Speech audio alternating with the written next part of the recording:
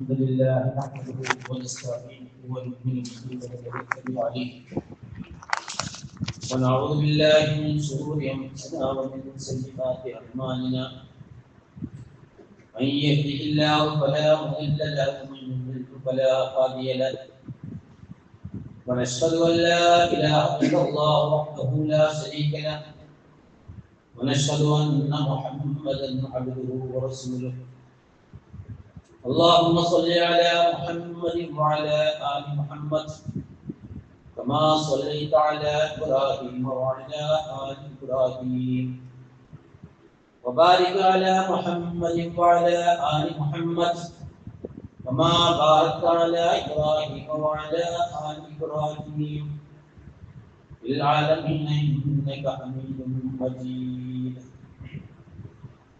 أما بعد فإن خير الحديث كتاب الله وخير الهدي هدي محمد صلى الله عليه وسلم وشر الأمور محدثاتها وكل محدثة بدعة وكل بدعة ضلالة وكل ضلالة في النار. أعوذ بالله من الشيطان الرجيم. بسم الله الرحمن الرحيم. وثيابك فطهر والرجز فاهجر.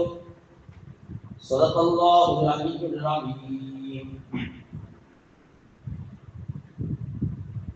അല്ലാഹു സുബ്ഹാനഹു വ തആലയെ എങ്ങനെയാണ് നമ്മൾ മനസ്സിലാക്കേണ്ടത് എന്ന്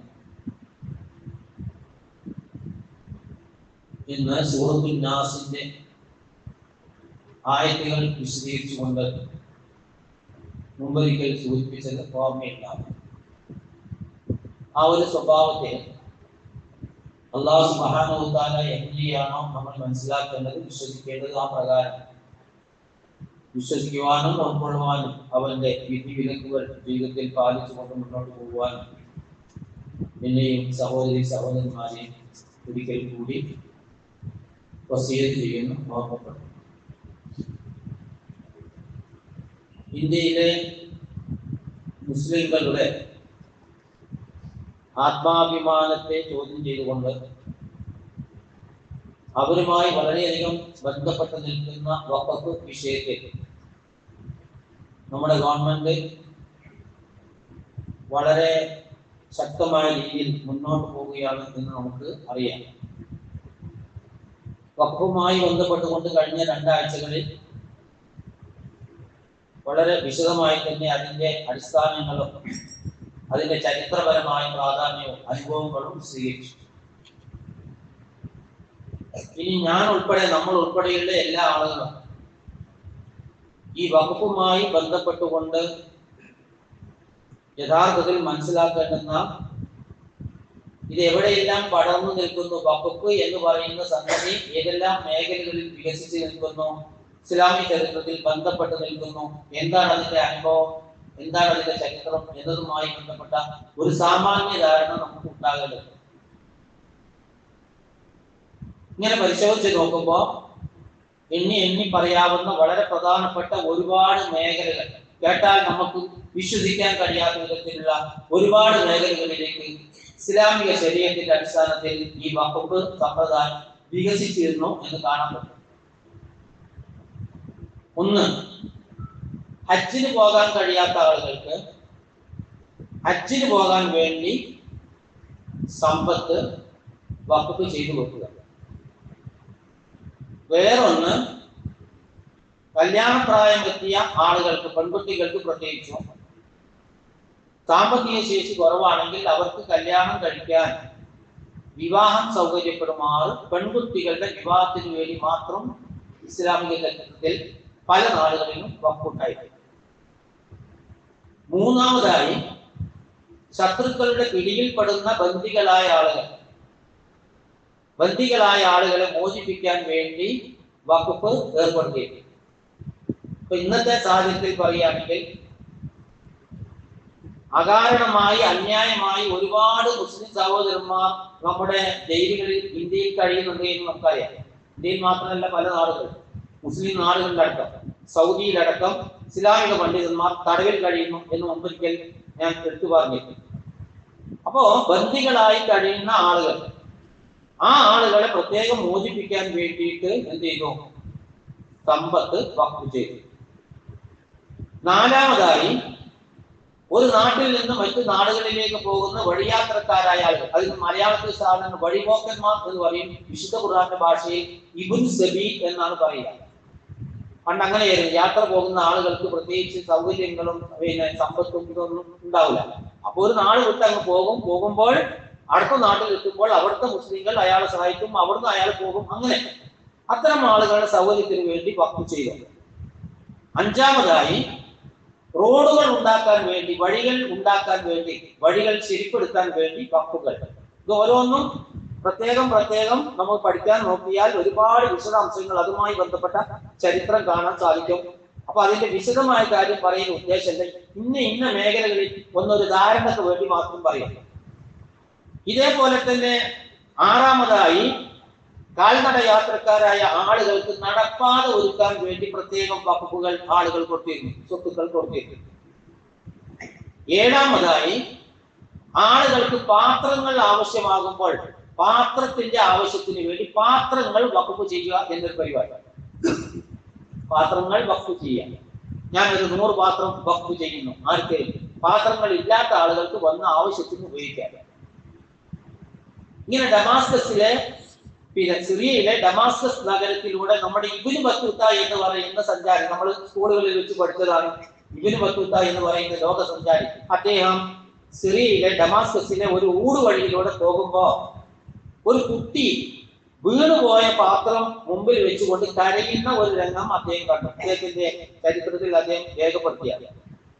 അപ്പൊ അദ്ദേഹം ചോദിച്ചു, എന്തിനാണ് മോനെ കരയുന്നത്? അപ്പൊ പറഞ്ഞു, പാത്രം പൊട്ടിപ്പോയി, എനിക്കൊരു പാത്രം പൊട്ടിപ്പോയി. ഈ പാത്രം ഇല്ലാതെ യജമാനന്റെ വീട്ടിലേക്ക് ചെന്നാൽ അദ്ദേഹം എന്നോട് ശകാരിക്കും.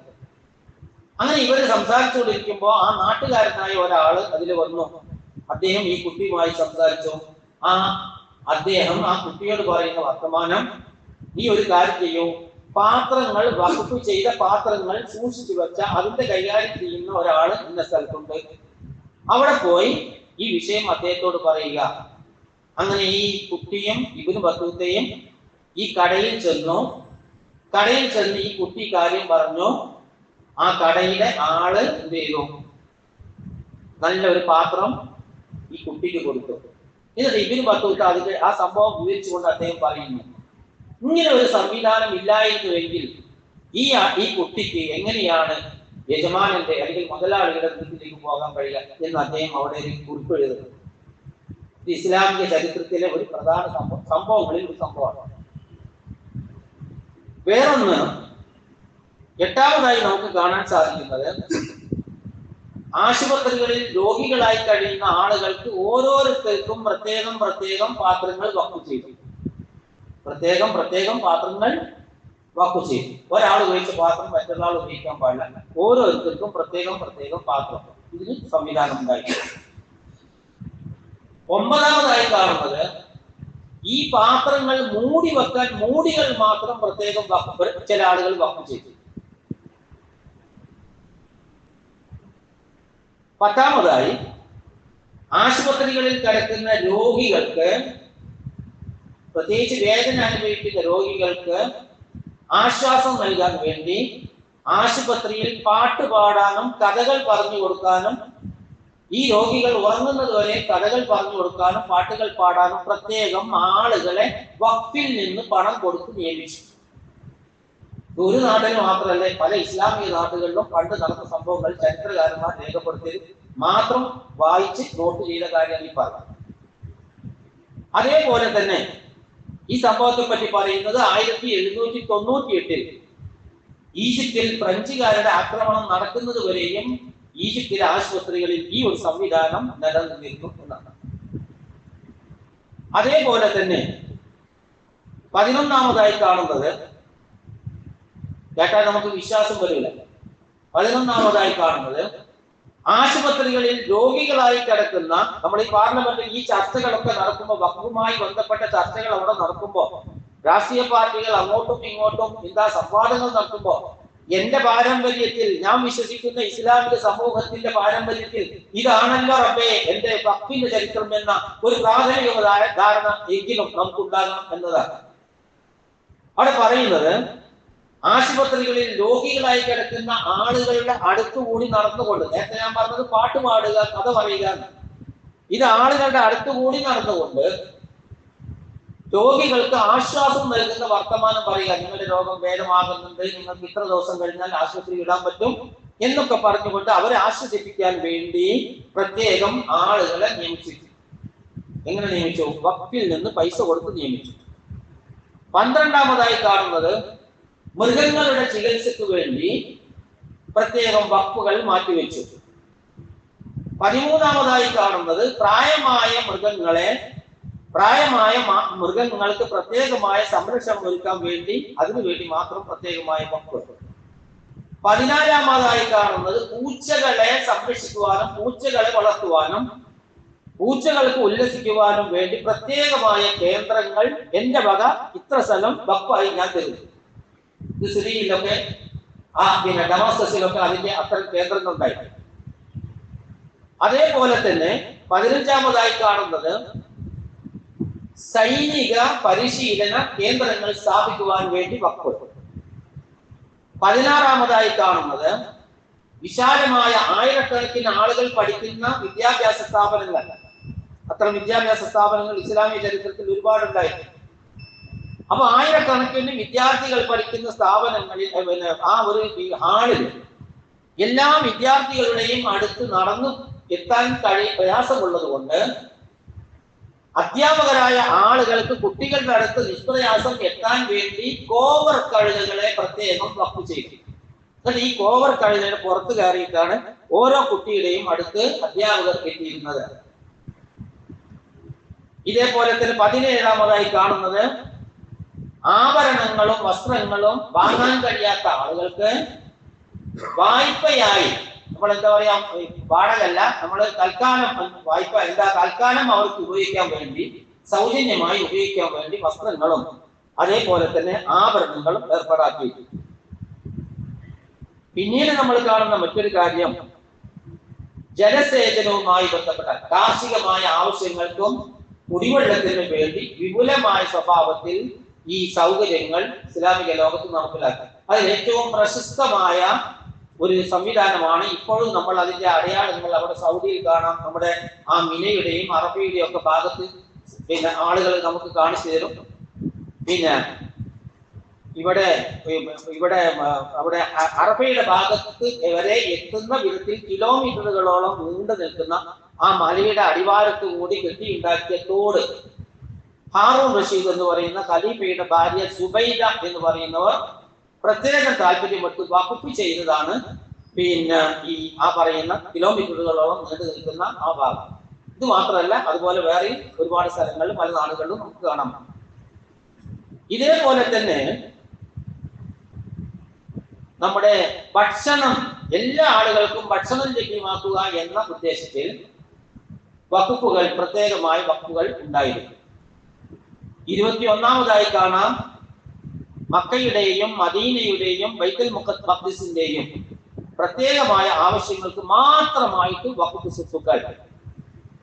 22ാമതായി കാണുന്നു, അനാഥകളായ ആളുകൾക്ക് വേണ്ടി വിപുലമായ സ്വഭാവത്തിലുള്ള വഖഫ് സ്വത്തുക്കൾ. 23ാമതായി കാണുന്നു, കാണാതെ പോകുന്ന കുട്ടികളെ, അങ്ങനെ വീട് കിട്ടുന്ന കുട്ടികൾ, നഷ്ടപ്പെട്ട് കിട്ടുന്ന കുട്ടികൾ, അത്തരം ആളുകളെ പോറ്റാനും വളർത്താനും സംരക്ഷണം കൊടുക്കാനും തൊഴിൽ കൊടുക്കാനും വേണ്ടി പ്രത്യേകം വഖഫുകൾ. വികലാംഗരായ ആളുകൾക്ക് വേണ്ടി പ്രത്യേകം വഖഫുകൾ. വികലാംഗരായ ആളുകളെ സഹായിക്കാൻ നിൽക്കുന്ന ആൾക്ക് ശമ്പളം ഇനത്തിൽ വഖഫ്. ഒരാൾ വികലാംഗനാണെങ്കിൽ ആ വികലാംഗന് വഖഫിന്റെ വീതം. ഇയാളെ നോക്കാൻ വേണ്ടി വേറൊരാളുണ്ടാവും, അയാൾക്ക് വഖഫിൽ നിന്ന് വരുമാനം. ഇതേപോലെ തന്നെ കണ്ണ് കാണാത്ത ആളുകൾക്ക് വഖഫിൽ നിന്ന് വരുമാനം, കണ്ണ് കാണാത്ത ആളെ കൊണ്ടു നടക്കുന്ന ആൾക്ക് പിന്നെ അതിനാവശ്യമായ അലവൻസ്, അതിനുവേണ്ടി വഖഫ്. ഇതേപോലെ തന്നെ പ്രായമായ ആളുകളെ പ്രത്യേകം സംരക്ഷിക്കാൻ വേണ്ടി വഖഫ്. ആളുകൾക്ക് വീടില്ലാത്ത ആളുകൾക്ക് വീട് കൊടുക്കാൻ വേണ്ടി, വീട് രണ്ട് രീതിയിൽ വീട് ഉണ്ടാക്കി കൊടുക്കാനും വീട്ടിൽ പിന്നെ ഏതാനും ദിവസങ്ങളോളം വേണമെങ്കിൽ താമസിക്കാനും വഖഫായിട്ടുള്ള വീടുകൾ ഉണ്ടായിരുന്നു. ആരോഗ്യപരമായ ആവശ്യങ്ങൾ, ആരോഗ്യ പരിശീലനം, ആരോഗ്യ ശിക്ഷണം, അതുമായി ബന്ധപ്പെട്ട ആവശ്യങ്ങൾക്ക് പ്രത്യേകമായ കേന്ദ്രങ്ങൾ ഉണ്ടായിരുന്നു. എത്രത്തോളം എന്ന് ചോദിച്ചാൽ ആ ആരോഗ്യ കേന്ദ്രങ്ങളിൽ ആളുകൾ രോഗം നടിച്ചുകൊണ്ട് ആ ആരോഗ്യ കേന്ദ്രങ്ങളിൽ അഡ്മിഷൻ നേടിയിരുന്നതാണ്. അത്രയും എന്താ പറയാ, വളരെ മനോഹരമായ ഒരു സ്വഭാവത്തിൽ ആരോഗ്യ സംവിധാനങ്ങൾ നടത്തി. അപ്പൊ രോഗമില്ലാത്ത ആളുകൾ പോലും രോഗിയാണ് എന്ന് നടിച്ചുകൊണ്ട് അവിടുത്തെ ആനുകൂല്യങ്ങൾ പറ്റി എന്ന് ചരിത്രത്തിൽ എഴുതി വച്ചിരിക്കുന്നു. എന്നിട്ട് ഒരാളോട് ഒരു ഡോക്ടർ പറഞ്ഞ ഒരു സംഭവം, ഇയാൾ ഇങ്ങനെ പരിശോധന നടത്തിയപ്പോ ഇയാൾക്ക് തകരാറൊന്നുമില്ല. അപ്പൊ ഈ ഡോക്ടർ തമാശയിൽ ഇദ്ദേഹത്തോട് പറയുന്നുണ്ട്, ഇങ്ങനെ പറയുന്നത്, ഒരു വിരുന്നുകാരനെ സംബന്ധിച്ചിടത്തോളം 3 ദിവസത്തിൽ കൂടുതൽ ഒരു വീട്ടിൽ താമസിക്കാൻ പാടില്ല. അത് അറേബ്യയിലെ രീതി. അതൊരു ഒരാൾ വീട്ടിൽ വന്ന 3 ദിവസം അയാൾക്ക് എങ്ങനെയാ ഒരു വീട്ടിൽ താമസിക്കുക? അത് അവിടുത്തെ ഒരു മര്യാദ രീതിയാണ്. അപ്പൊ ഇദ്ദേഹത്തെ ഒരു അതിഥിയായി കണ്ടുകൊണ്ടാണ് ഈ ഡോക്ടർ പറയുന്നത്, നിങ്ങൾ 3 ദിവസം താമസിച്ചു, ഇനി നിങ്ങൾക്ക് ഇവിടെ താമസിക്കാൻ ഇതില്ല എന്ന് തിരിച്ചുകൊണ്ട് അദ്ദേഹം പറയുമായിരുന്നു എന്നും ചരിത്രത്തിൽ രേഖപ്പെടുത്തിയത് കാണാൻ സാധിക്കും. ഇതുപോലെ തന്നെ നമുക്ക് കാണാൻ സാധിക്കും, ആശുപത്രിയിൽ നിന്നും പോകുന്ന ആളുകൾക്ക്, ആശുപത്രിയിൽ നിന്ന് വിടുതലായി പോകുന്ന ആളുകൾക്ക് പോകുന്ന സമയത്ത് പുതിയ വസ്ത്രവും കൊടുക്കും, സ്വർണത്തിന്റെ 5 തുണ്ടുകൾ കൊടുക്കും, സ്വർണത്തിന്റെ കഷ്ണങ്ങൾ 5 കഷ്ണങ്ങൾ ഇവർക്ക് കൊടുക്കും പോകുന്ന സമയത്ത്. എന്നിട്ട് ഒരു രോഗി അദ്ദേഹത്തിന്റെ വാപ്പക്ക് എഴുതുന്ന കത്തിൽ എഴുതിയിരിക്കുന്നു, ഞാൻ വരുമ്പോൾ എനിക്ക് പുതിയ വസ്ത്രവും എനിക്ക് ഈ സ്വർണത്തിന്റെ 5 തുണ്ടുകളും കിട്ടും. എന്തിനാണ് ആ സ്വർണം തരുന്നത്? ഞാൻ ആശുപത്രിയിൽ നിന്ന് ഡിസ്ചാർജ് ആയി കഴിഞ്ഞാൽ ഇത്ര ദിവസത്തേക്ക് ഞാൻ തൊഴിലിന് പോകരുത്, അത് ഇതിൽ നിന്നും അതിനാവശ്യമായ ചെലവിനുള്ള തുക എടുക്കണം, അതുകൊണ്ടാണ് അവർ തരുന്നത് എന്ന് അദ്ദേഹം എഴുതിയ ഒരു കത്ത് പോലും നമ്മുടെ ചരിത്ര രേഖകളിൽ വായിക്കാൻ നമുക്ക് പറ്റും. എന്നിട്ട് അയാൾ പറയുന്നുണ്ട്, ഞാൻ എനിക്ക് ഇഷ്ടമുള്ളത് കൊണ്ടല്ല വീട്ടിലേക്ക് വരുന്നത്, എനിക്ക് ആശുപത്രി വിടാൻ യാതൊരു താല്പര്യമില്ല എന്ന് അദ്ദേഹം കത്തിൽ പറയുന്നു. ഇതേപോലെ തന്നെ മഹാന്മാരായ ധാരാളം സഹാബികൾ ധാരാളം വീടുകൾ മക്കയിലും മദീനയിലും വഖഫ് ചെയ്തു, ആളുകൾക്ക് വഖഫ് ചെയ്തു. ഉമർ റളിയല്ലാഹു അൻഹു ആ കുത്തേറ്റ സമയത്ത്, അവസാനം അദ്ദേഹത്തിന് കുത്തേറ്റല്ലോ, പള്ളിയിൽ വെച്ച് കുത്തേറ്റ്, അതിലാണല്ലോ അദ്ദേഹം മരിക്കുന്നത്, ഷഹീദാവുന്നത്. ആ സമയത്ത് അദ്ദേഹം പറയുന്നുണ്ട്, അല്ലാഹു സുബ്ഹാനഹു വ തആല എനിക്കെങ്ങാനും ആരോഗ്യം തിരിച്ചു തരികയാണെങ്കിൽ എന്ന് പറഞ്ഞാൽ എനിക്ക് ഇനിയും ഖലീഫയായി തുടരാൻ പറ്റുന്ന ഒരു ആരോഗ്യാവസ്ഥ ഉണ്ട് എങ്കിൽ ഒരൊറ്റ വിധവകളായ ഇറാഖിലെ ഒരൊറ്റ വിധവയായ ഒരു സ്ത്രീക്കും ജീവിക്കാൻ വേണ്ടി മറ്റൊരു ആശ്രയം കണ്ടെത്തേണ്ടി വരില്ല, അവരെ മുഴുവൻ സംരക്ഷിക്കാൻ വേണ്ട ആശ്രയം ഞാൻ ഉണ്ടാക്കി കൊടുക്കും എന്ന് ഉമർ റളിയല്ലാഹു അൻഹു പറയുന്നുണ്ട്. ഇതൊക്കെ ഏതാണ്? വഖഫാണ് ഈ പറയുന്ന കാര്യം. അതാണ് ഞാൻ കഴിഞ്ഞ ആഴ്ച പറഞ്ഞത്. വഖഫ് എന്ന് ചോദിക്കുമ്പോൾ ഒരു പള്ളി അല്ലെങ്കിൽ ഒരു മദ്രസ, ഖബർസ്ഥാൻ, ഈ 3 സാധനം നമ്മുടെ മനസ്സിൽ വരും. പിന്നീടൊന്ന് കുട്ടികൾക്ക് വഖഫ് ചെയ്യാം, അവനവന്റെ മക്കൾക്ക് വഖഫ് ചെയ്യാം. അങ്ങനെ സംഗതി, അവനവന്റെ മക്കൾക്ക് സ്വത്ത് നമ്മൾ അനന്തര സ്വത്ത് കൊടുക്കും. അതിന്റെ പുറമെ ചില കുട്ടികളെ നമ്മൾ പ്രത്യേകം പരിഗണിച്ചുകൊണ്ട് അവരുടെ ശാരീരികവും മാനസികവുമായ അവസ്ഥകളൊക്കെ പരിഗണിച്ചുകൊണ്ട് ചിലപ്പോൾ പ്രത്യേകമായ പരിഗണന കൊടുക്കേണ്ടി വരിക. അത്തരം ഒരു സന്ദർഭത്തിൽ കുട്ടികൾക്ക് വേണ്ടി, ചില കുട്ടികൾക്ക് വേണ്ടി വഖഫ് ചെയ്യുന്ന ഒരു രീതി വ്യാപകമായി ഇസ്ലാമിക ശരീഅത്തിൽ നമുക്ക് കാണാൻ പറ്റും. വേറൊന്ന്, വഖഫ് ചെയ്ത സ്വത്തുക്കളുടെ വികസനത്തിന് വേണ്ടി വഖഫ്. ഒരാള് ഒരു ഏക്കർ ഭൂമി ഒരു പള്ളിക്ക് വഖഫ് ചെയ്യും. ആ ഭൂമിയുടെ പുനരുദ്ധാനവും അതിന്റെ പരിഷ്കരണവും അതിന് മെച്ചപ്പെടുത്തലും ഉദ്ദേശിച്ചുകൊണ്ട് വേറെ ആൾ എന്ത് ചെയ്യാം? വഖഫ് ചെയ്യാം. ഇതും ഇസ്ലാമിക ചരിത്രത്തിൽ കാണാൻ പറ്റും. വേറൊന്ന്, 34-ാമതായി കാണാൻ കഴിയുന്നത്, സമ്പന്നരായ ആളുകൾ യാത്ര പോവുകയും ഉല്ലസിക്കുകയും ടൂർ പോവുകയും ചെയ്യുന്ന രീതി എല്ലാ കാലത്തും ഉണ്ടല്ലോ. അപ്പോ പാവങ്ങളായ ആളുകൾക്ക് അത് നിഷേധിക്കപ്പെടും. സ്വാഭാവികമായിട്ട് നമുക്കറിയാം, സ്കൂളിൽ നിന്ന് ടൂർ പോകുമ്പോൾ പാവങ്ങളായ രക്ഷിതാക്കളുടെ മക്കൾക്ക് പോകാൻ കഴിയില്ല, മക്കൾക്ക് അനുഭവിച്ച ആളുകൾ.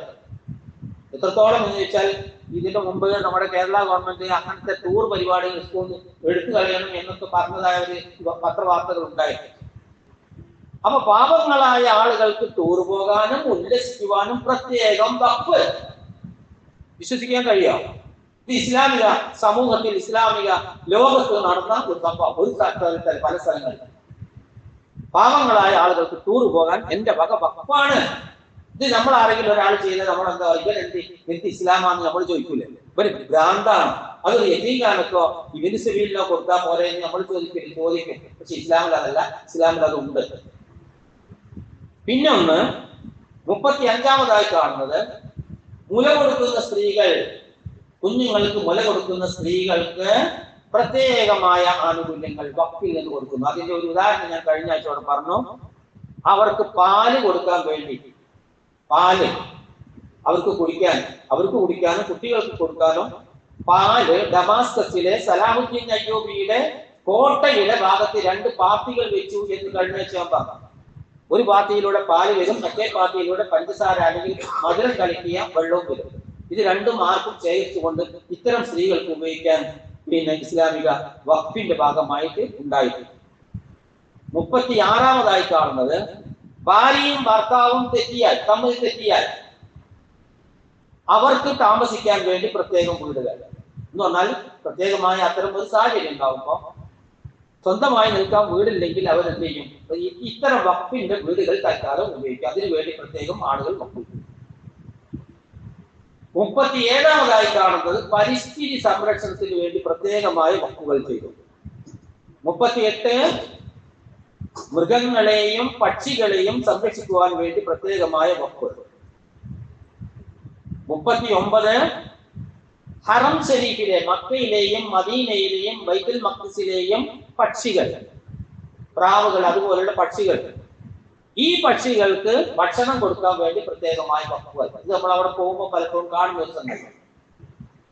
40-ാമതായി കാണുന്നത് കോട്ടകൾ ഉണ്ടാക്കുക. ഇസ്ലാമിക ലോകത്തിന്റെ ഭാഗമായി ശത്രുക്കളിൽ നിന്ന് സംരക്ഷണം കിട്ടുന്നതിന് വേണ്ടിയുള്ള കോട്ടകൾ ഉണ്ടാക്കാൻ വേണ്ടി പ്രത്യേകമായ വഖഫുകൾ കൊടുക്കും.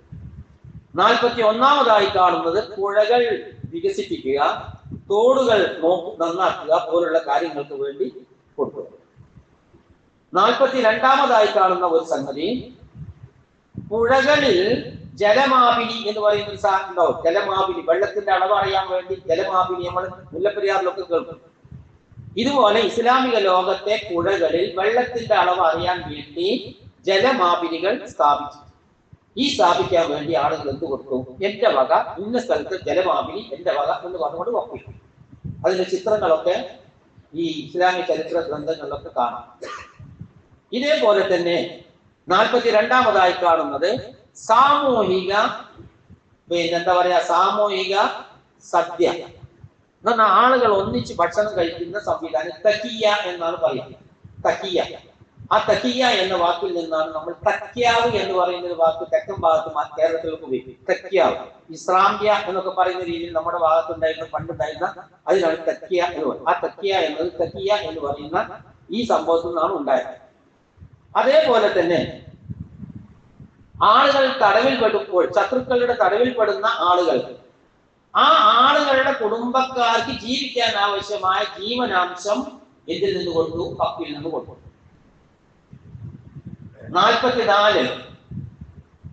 44-ാമതായി കാണുന്ന ഒരു കാര്യം, മക്കയിലെയും മദീനയിലെയും സ്ത്രീകൾക്ക് സൂചിയും നൂലും വഖഫായിട്ട് കൊടുത്തു.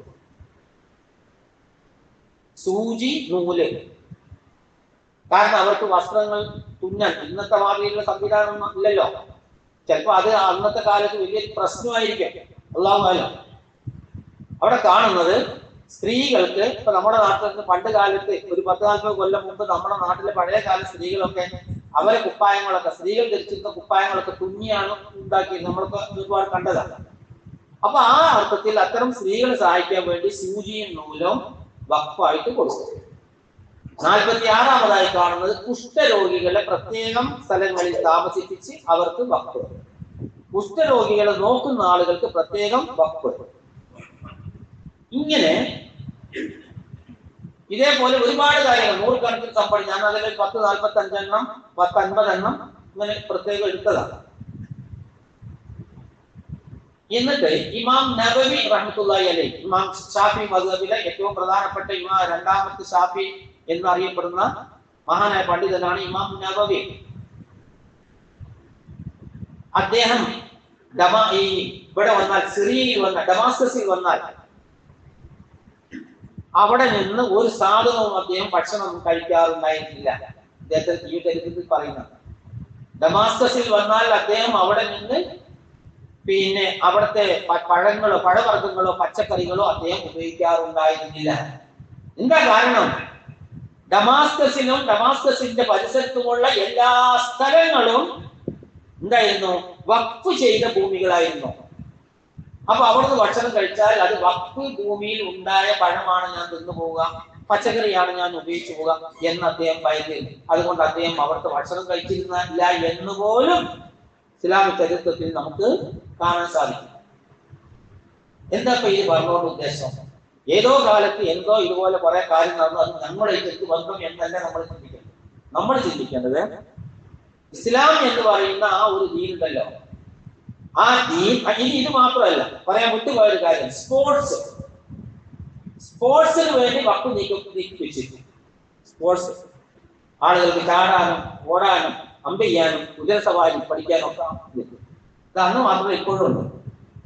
കുവൈറ്റില്, സൗദിയില്, അതുപോലെ മുസ്ലിം നാടുകളിൽ പലയിടത്തും. ഇപ്പൊ ഞാൻ കഴിഞ്ഞ ആഴ്ച നെറ്റിൽ ശ്രദ്ധിച്ചപ്പോ ബഹ്റൈൻ, കുവൈറ്റ്, സൗദി ഇവിടെയൊക്കെ കഴിഞ്ഞ ആഴ്ച വഖഫ് സ്വത്തുകളുടെ ഭാഗമായിട്ട് ഉള്ള സ്പോർട്സ് കേന്ദ്രങ്ങളുണ്ട്, വിശാലമായ സ്പോർട്സ് കേന്ദ്രങ്ങൾ. ആ കേന്ദ്രങ്ങളിൽ വഖഫ് സ്വത്ത് ഉപയോഗപ്പെടുത്തിക്കൊണ്ട് മത്സരങ്ങൾ നടത്തുകയും അവർക്ക് അവാർഡുകളും മെഡലുകളും കൊടുക്കുകയും. ഇത് അന്ന് മുതൽ വികസിച്ചു പോകുന്ന സംഭവമാണ്. അപ്പൊ കളിക്കാൻ വഖഫ് കൊടുക്കാന്ന് പറഞ്ഞാൽ നമ്മൾ എന്ത് പറയും? നമ്മൾ പറയും അത് ശരിയല്ല എന്ന് നമ്മൾ പറയും. അപ്പൊ അങ്ങനെയല്ല. അപ്പോ ഇത്രയും വിശാലമായി മതം, രാഷ്ട്രീയം, ആത്മീയം, സ്പോർട്സ്, പിന്നെന്താണ് സാമ്പത്തികം, ഏത് മേഖല നമ്മൾ എടുത്താലും എല്ലാ മേഖലകളിലേക്കും വികസിച്ചു നിൽക്കുന്ന ഇസ്ലാമിന്റെ ഒരു സാമ്പത്തിക സ്രോതസ്സാണ് വഖഫ് എന്ന് പറയുന്നത്. ഇതില്ലാതാക്കാനാണ് നമ്മുടെ ഈ ആളുകൾ പ്രവർത്തിച്ചു കൊണ്ടിരിക്കുന്നത്. എത്രത്തോളം എന്ന് ചോദിച്ചാൽ വെറും 100 കൊല്ലം മുമ്പാണ്. എന്ന് പറഞ്ഞാൽ ഇസ്ലാമിൽ 1400 കൊല്ലമായി വഖഫും ഇതിന്റെ വിശാലമായ കാര്യങ്ങൾ നടക്കുന്നു. എന്നാൽ 1911 മാത്രമാണ് പാശ്ചാത്യ ലോകത്ത് ഈ വഖഫ് സ്വഭാവത്തിലുള്ള സംഭവം വരുന്നത്. 1911 പാശ്ചാത്യ ലോകത്ത് ഇസ്ലാമിലെ വഖഫിനെ പോലെ ഒരു സമ്പ്രദായം വരുന്നത്. എത്ര കഴിഞ്ഞാൽ 13 നൂറ്റാണ്ട് കഴിഞ്ഞ ശേഷമാണ് വരുന്നത്. അതാരാണ്? പിന്നെ ഒരാളാണ് ഇത് തുടക്കം കൊടുക്കും. പിന്നെ അതിനെ വികസിച്ചു കൊണ്ടാണ് റോക്ക്ഫെല്ലർ എന്ന് പറയുന്ന ആള് ഈ സമാനമായ വഖഫ് സമ്പ്രദായം എന്ന് പറഞ്ഞാൽ 13 നൂറ്റാണ്ട് കഴിഞ്ഞിട്ടാണ് പാശ്ചാത്യർ ഈ മേഖലയിൽ എത്തിയത് നമ്മൾ മനസ്സിലാക്കാം. ഇങ്ങനെയുള്ള ഒരു വലിയ ഒരു സംവിധാനമാണ് വഖഫ് എന്ന് ഏറ്റവും ചുരുങ്ങി നമ്മൾ മനസ്സിലാക്കി. കഴിഞ്ഞ ആഴ്ച സൂചിപ്പിച്ചതുപോലെ സാമ്പത്തികമായ ശേഷിയുള്ള കുടുംബക്കാരോ ആളുകളോ ഒക്കെ ഉണ്ടെങ്കിൽ അത്തരം ആളുകളൊക്കെ ഈ വരാൻ പോകുന്ന അത്തരം കാര്യങ്ങളൊക്കെ മറികടക്കാൻ പറ്റുന്ന വിധത്തിലുള്ള ഒരു വഖഫ് രീതികൾ നമ്മൾ ഉണ്ടാക്കിയെടുക്കുകയും ആ സമൂഹത്തിന്, നമ്മുടെ സമൂഹത്തിലെ അർഹരായ ആളുകൾക്ക് അതിന്റെ ആനുകൂല്യം കിട്ടുന്ന വിധത്തിലുള്ള ഒരു തുടർച്ച നമ്മുടെ ഭാഗത്ത് നിന്ന് ഉണ്ടാവുകയും ചെയ്യേണ്ടതുണ്ട്. അല്ലാഹു സുബ്ഹാനഹു വ തആല നമുക്ക് എവർക്കും ഇസ്ലാമിൽ അതിന്റെ തനത് സ്വഭാവത്തിൽ മനസ്സിലാക്കുന്നതിനനുസരിച്ച് സാധ്യമായ രീതിയിൽ അത് പ്രയോഗവൽക്കരിക്കുവാൻ കഴിയുന്ന സത്യവിശ്വാസികളിൽ അല്ലാഹു സുബ്ഹാനഹു വ തആല നമ്മെ ഉൾപ്പെടുത്തി അനുഗ്രഹിക്കുമാറാവട്ടെ.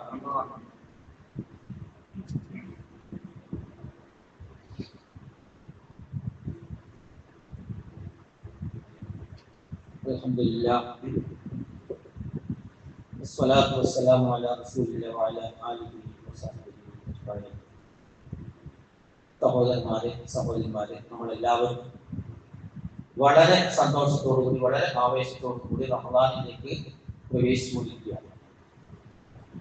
അങ്ങനെ പ്രവേശിക്കുമ്പോൾ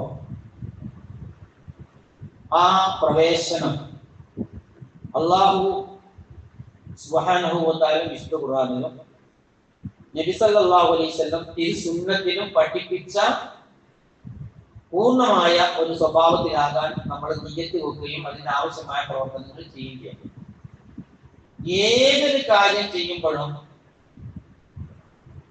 തൗഹീദിലേക്ക് ശിർക്ക് കൂട്ടിക്കയറ്റുകയും ശരിയായ അനുഷ്ഠാനങ്ങളിലേക്ക് അന്ധവിശ്വാസങ്ങളും അനാചാരങ്ങളും കൂട്ടിക്കലർത്തുകയും ചെയ്യുന്ന ഒരു രീതി എല്ലാ കാലഘട്ടത്തിലും ഉണ്ടായിട്ടുണ്ട്. ഈ കാലഘട്ടത്തിൽ അത് കുറച്ച് വ്യാപകമായി നടത്തുന്നുണ്ട് എന്നത് നമുക്കറിയാം. ഇന്നും ചർച്ച ചെയ്യുന്ന ഒരു കാര്യമായതുകൊണ്ട് അതങ്ങനെ അവഗണിക്കില്ല. ഈ ചില ചെടികള് നമ്മളൊരു മാവ് കുഴിച്ചിട്ട് അത് വളർന്ന് വരുമ്പോഴേക്ക് ആ ഇത്തിക്കണ്ണി എന്ന് പറയുന്ന സാധനം അതിന്റെ മണ്ണ് തീർപ്പിച്ചു എന്ന് പറയുന്നത് പോലെ ശരിയായ തൗഹീദ് ആളുകൾക്ക് പറഞ്ഞു കൊടുക്കുമ്പോൾ, ശരിയായ അനുഷ്ഠാനങ്ങൾ പറഞ്ഞു കൊടുക്കുമ്പോൾ അതിലേക്ക് വേറെ പലതും കൂട്ടിക്കയറ്റുന്ന ഒരു ഏർപ്പാടാണ്. അല്ലാഹു സുബ്ഹാനഹു വ തആല പറയുന്നത് ഒരു കാര്യമാണ് ഇവിടെ സൂചിപ്പിക്കാറ്. അതെന്താണെന്ന് ചോദിച്ചാൽ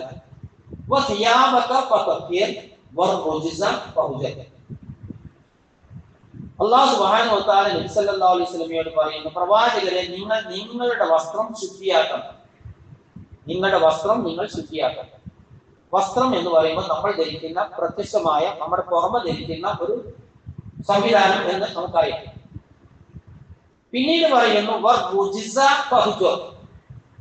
വിഗ്രഹാരാധനയെ നിങ്ങൾ ഒഴിയണം, ശിർക്ക് നിങ്ങൾ ഒഴിവാക്കണം. വിഗ്രഹം എന്ന് പറഞ്ഞാൽ വിഗ്രഹം മാത്രമല്ല, ആ അർത്ഥത്തിൽ വരുന്ന എന്തും നിങ്ങൾ ചെയ്യണം, ഒഴിവാക്കണം.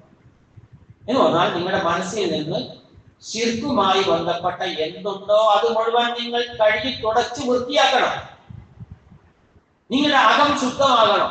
എന്തിൽ നിന്ന് ശുദ്ധമാകണം? ശിർക്കിൽ നിന്നും അതുപോലുള്ള കാര്യങ്ങളിൽ നിന്നും നിങ്ങൾ ശുദ്ധനാകണം. എന്നിട്ടോ ശുദ്ധനായ നിങ്ങൾ നല്ല വൃത്തിയുള്ള പുറം വസ്ത്രം ധരിക്കണം. എന്ന് പറഞ്ഞാൽ നിങ്ങളുടെ അകവും പുറവും നന്നാവണം, ശുദ്ധിയാകണം, വൃത്തിയാകണം. അതാണ് ഇന്നല്ലാഹ യുഹിബ്ബു തവ്വാബീന വ യുഹിബ്ബുൽ മുതതഹ്ഹിരീൻ. അല്ലാഹു തൗബ ചെയ്യുന്ന ആളുകളെയും പിന്നെ ഈ ശുചിത്വം പാലിക്കുന്ന ആളുകളെയും ശുദ്ധി പാലിക്കുന്ന ആളുകളെയും അല്ലാഹു ഇഷ്ടപ്പെടുന്നു എന്ന് പറയുമ്പോൾ, തവ്വാബ് എന്ന് പറയുമ്പോൾ ആത്മീയമായ ശുദ്ധിയും, മുതതഹ്ഹിരീൻ എന്ന് പറയുമ്പോൾ ബാഹ്യമായ നമ്മുടെ ശുദ്ധിയും. അപ്പൊ നമുക്ക് നമ്മുടെ ശരീരവും നമ്മുടെ മനസ്സും നോമ്പിലേക്ക് പോകുമ്പോൾ, കടന്നു പോകുമ്പോൾ ശുദ്ധിയാകണം. അതിന്റെ ഭാഗമായി പ്രധാനമായും നമ്മൾ ചെയ്യേണ്ടത്, വരാൻ പോകുന്ന ആ ഒരു അവസരം അല്ലാഹു നമുക്ക് തന്നാൽ തരട്ടെ എന്ന് നമ്മൾ പ്രാർത്ഥിക്കുക. തന്നാൽ നിഷ്കളങ്കമായ സ്വഭാവത്തിൽ അല്ലാഹുവിന് വേണ്ടി മാത്രം എന്ന സ്വഭാവത്തിൽ ആ നോമ്പിനെ മുന്നോട്ട് കൊണ്ടുപോകാൻ കഴിയുന്ന ഒരു ഇച്ഛാശക്തി ഇപ്പൊ തന്നെ ഉണ്ടാക്കണം.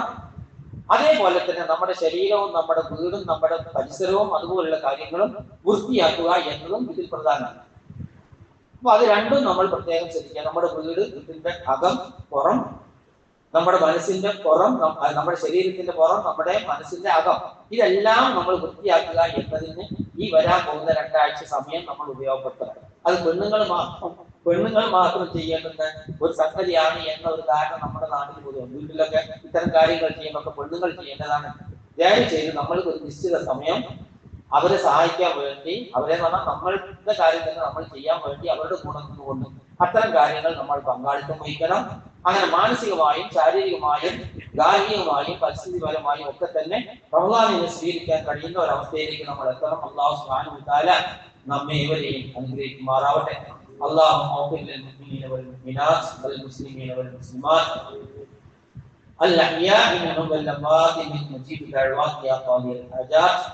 اللهم اغفر لنا ولوالدينا. اللهم ربنا ارحمنا كما ربنا صغارا. وصلى اللهم على النبي الأمي محمد وعلى آله وصحبه أجمعين. آمين آمين آمين برحمتك يا رب.